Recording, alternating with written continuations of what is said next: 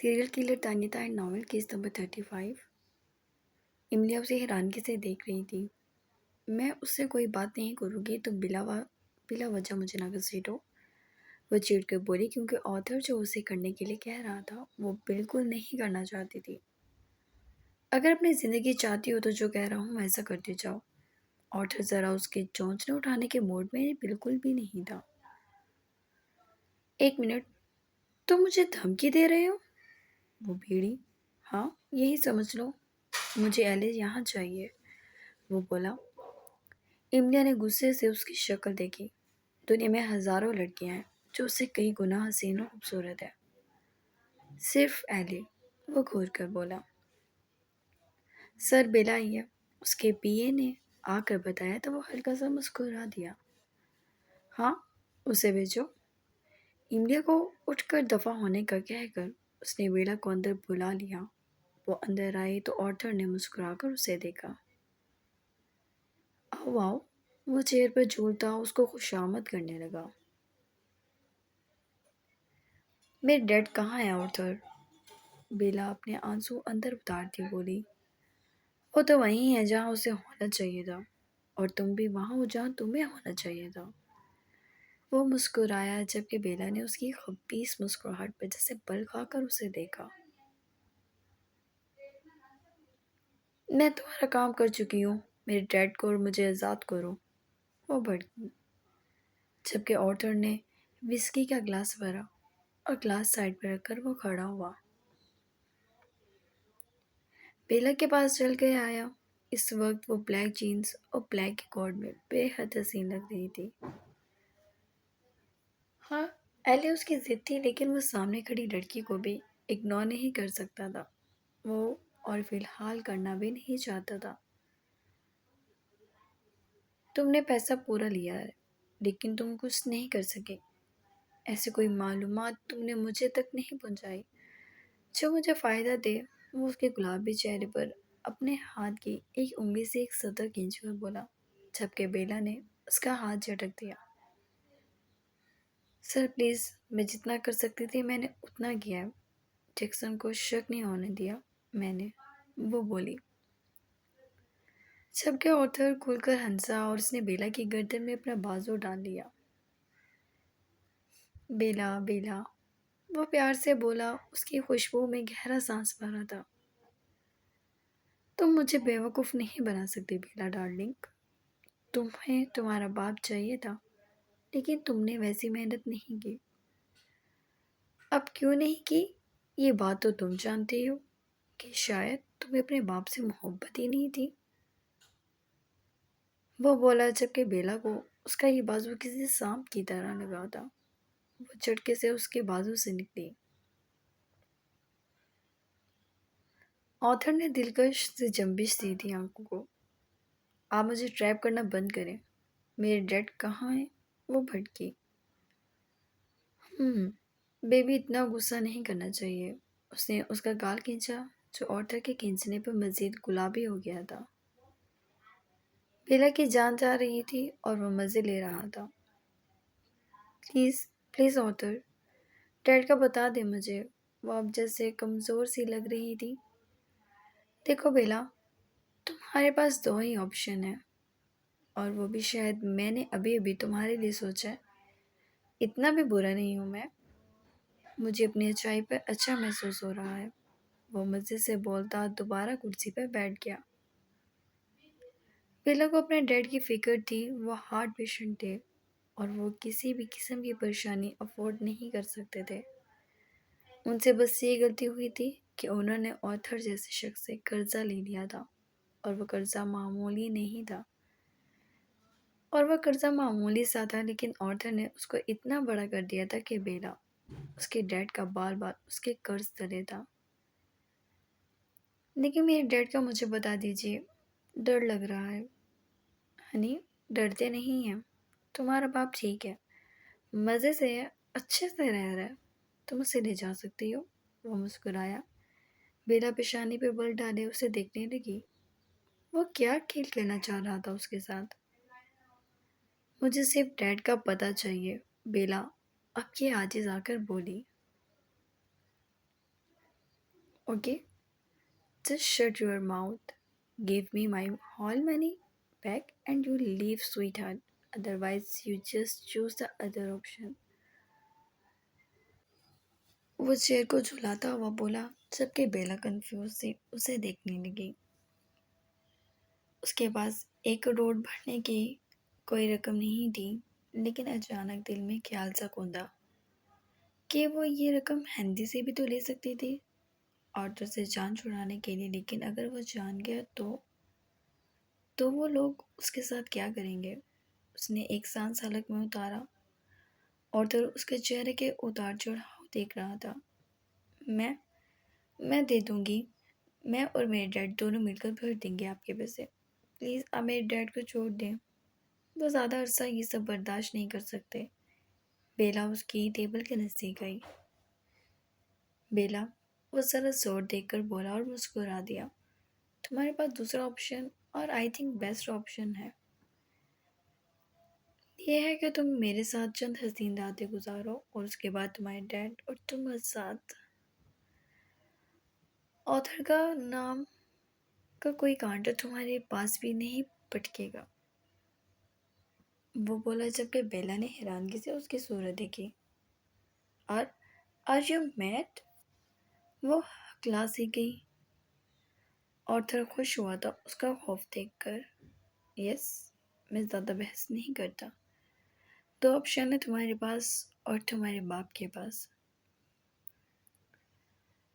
मेरी रकम वापस करो, नहीं तो मेरे बिस्तर को अपनी खुशबू दो। That's all. वो मुस्कुराया।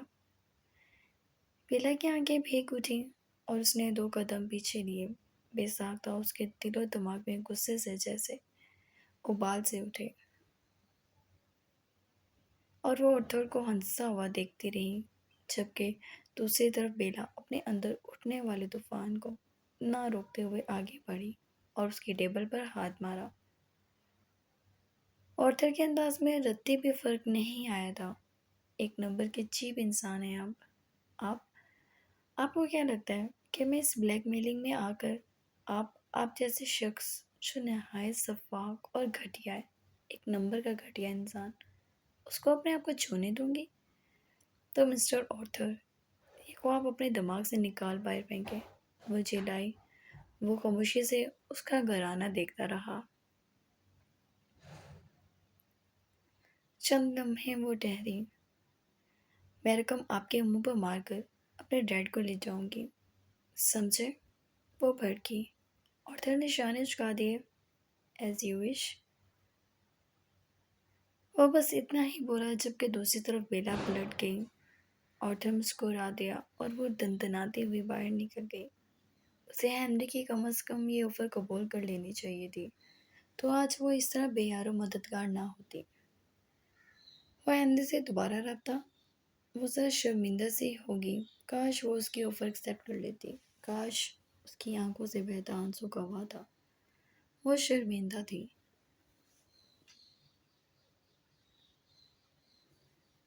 जब से एली आई थी, हेनरी और वो एक दूसरे से ऐसे चिमट गए थे जैसे दुनिया में दूसरा कोई काम ना हो।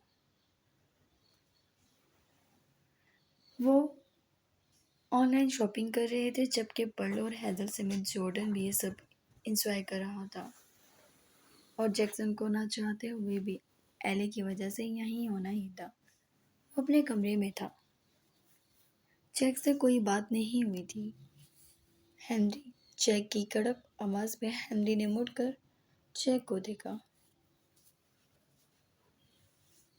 तुम्हें कहा था ना तुम्हारी मीटिंग है, तुम्हारा वहाँ होना ज़रूरी है। जैक के चिल्लाने पर जैक्सन भी उठकर आ चुका था। उसके हाथ में कॉफ़ी का मग था। जैक ने उसे एक निगाह देखा और निगाह फेर ली। दादा, अब तो जैक्सन आ गया है, प्लीज़ मेरे कंधों पर से ये बोझ हटा दे, वो हाथ जोड़कर बोला, जबकि जैक ने मुठियाँ भींच लीं।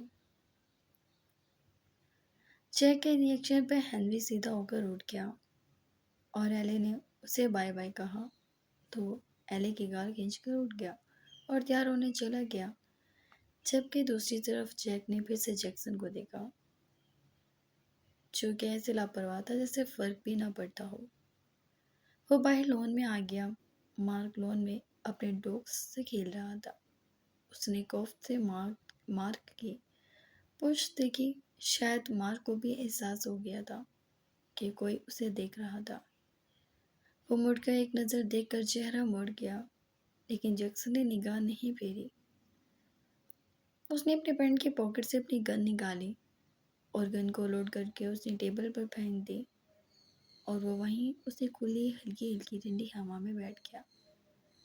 اسے اندازہ تھا جیک پیچھے کھڑا ہے اور شاید اس کے ساتھ کوئی اور بھی تھا۔ مارک ایک دم اس کے اٹھ بیٹھنے پر کھڑا ہو گیا۔ بظاہر وہ کافی پی کر رہا تھا، لیکن وہ سب مافیا مین تھے۔ ان کا پرسکون ہونا بھی خطے کی بات تھی۔ مارک ان سب کو دیکھ کر اندر چلا گیا جبکہ جیکسن ہلکا سا مسکرایا۔ اس نے اپنی گن دیکھی، کچھ لمحے دیکھتا رہا اور اس کے بعد وہیں بیٹھے بیٹھے اس نے مارک کے بل ڈوگس کا زبردست نشانہ بنایا اور دونوں کتوں کی آنکھوں میں گولیاں اتار دیں۔ وہ دونوں زمین بوس ہوئے اور تڑپنے لگے۔ وہ سکون سے کپ رکھ کر کھڑا ہوا، ان کتوں کے پاس پہنچا اور انہیں سکون سے ایسے دیکھنے لگا جیسے اس سے پہلے اتنا سکون میسر نہ آیا ہو۔ مارک وہیں تھم گیا۔ مارک مڑا، جیکسن ان کے پاس کھڑا تھا۔ اس نے پاؤں اٹھایا اور اس کے کتوں کے منہ پر اپنا جوتا رکھ کر وہ سکون سے اسے اپنے جوتوں تلے رگڑنے لگا، اور یہی اس کا جنون ان سب کو خوفزدہ کر دیتا تھا۔ اسے بالکل فرق نہیں پڑتا تھا کہ مارک اس کے بارے میں کیا سوچتا ہے یا جوابی کارروائی کیا کرتا ہے۔ اس کے باپ کی اولاد ہونے کی حیثیت سے اس نے مارک کو زندہ چھوڑ رکھا تھا، ورنہ اسے زیادہ برا حال وہ مارک کا کر دیتا۔ مارک نے جیک کی جانب دیکھا تھا، جسے بل کھا کر مگر جیک ہو، اور سامنے سے تیار ہو کر آتا ہنری اور جیم سمیت ایلی بھی تھی۔ وہ سب سکت کھڑے تھے۔ اس نے دونوں کتوں کے منہ پر اپنے جوتوں کے دباؤ سے پوری طرح کچل دیا تھا، اور وہ پلٹا اور سکون سے پھر سے کافی پینے لگا۔ مزید یہ حرکت مارک سے برداشت نہیں ہو سکتی تھی۔ سمجھتا کیا ہے خود کو؟ وہ تن فن کرتا اس تک پہنچا اور جھٹکے سے اسے کھینچا، اور جیکسن نے کافی کا مگ ایک طرف پھینک کر گن لوڈ کر کے اس کی پیشانی پہ رکھ دی۔ مارک کی زبان کو بریک لگ گئی اور ہنری تیزی سے بھاگا تھا۔ جیکسن بھائی ہے وہ ہمارا۔ ہنری نے اسے جیسے ہوش میں لانا چاہا تھا۔ ایلی سہمی ہوئی نظروں سے یہ نظارہ دیکھ رہی تھی۔ جیکسن نے گن سے اسے وہاں سے دفع ہو جانے کے لیے کہا۔ وہ بولا کچھ بھی نہیں، لیکن اس کی آنکھوں کی اس بار تیور گواہ دے۔ وہ رعایت کسی کو نہیں دے گا، پھر وہ اس کا سگا بھائی کیوں نہ ہو۔ مارک خاموشی سے پلٹا، اب بھی احتجاجی نظروں سے جیکسن کو دیکھتا ہوا اندر چلا گیا۔ تم پاگل ہو گئی ہو؟ ہنری بھڑکا۔ جیکسن نے شانے جھکا دیا اور اسے سوٹ بوٹ میں دیکھ کر جیسے بے زار سانس کھینچا۔ وہ سب کو اوائڈ کر کے ایلی کی کلائی جگڑ کے کمرے میں چلا گیا۔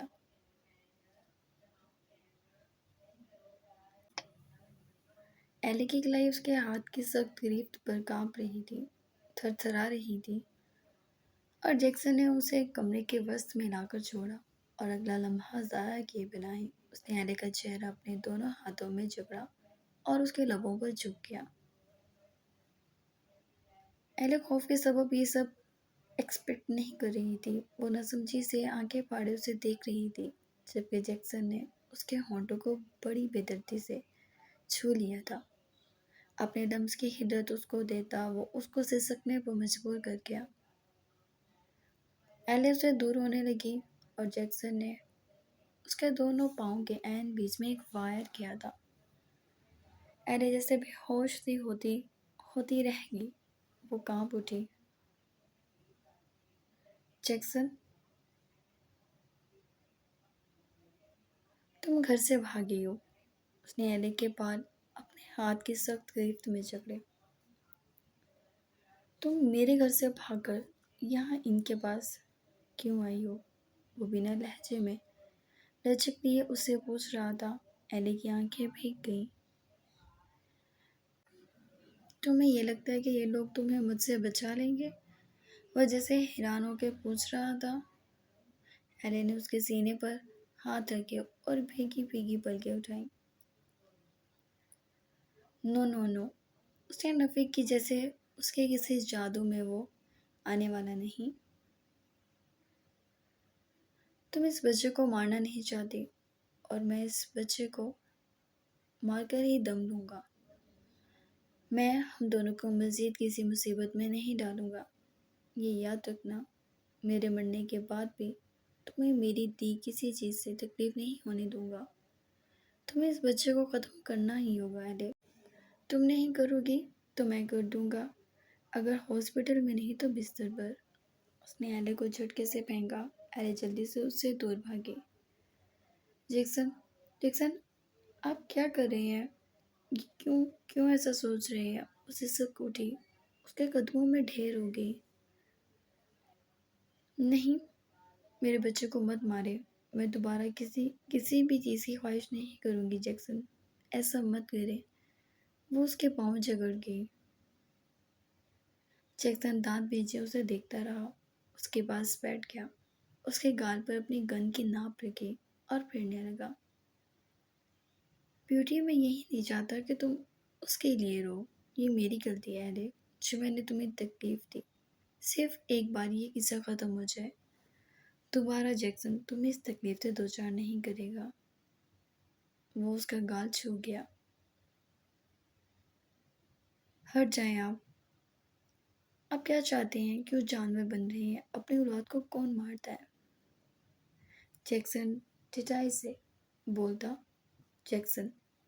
بولتا وہاں سے اٹھ گیا۔ مجھے زیادہ چونچرا کر کے مت دکھانا، خاموشی سے چینج کرو، اس بیڈ پر لیٹ جاؤ۔ اس کے علاوہ مجھے تم کہیں اور نظر آئی تو میں واقعی تمہارے پیٹ میں گولی اتار کے قصہ ختم کر دوں گا، وہ بولا، جبکہ جیکسن کی باتوں پر وہ پوری طرح پھوٹ پھوٹ کر رو دی۔ مت کریں ایسا، یہ ہمارا بچہ ہے، ہماری محبت کی نشانی۔ میری جان ہے نا محبت، مجھے عشق ہے تم سے، تو تم کیوں نشانیاں ڈھونڈ رہی ہو؟ تمہارے لیے تو ایک ایک ذرہ جلا کر رکھ دوں گا۔ تم کیوں نشانیاں ڈھونڈ رہی ہو؟ وہ ایک دم چلایا اور اس کا چہرہ جگڑ لیا۔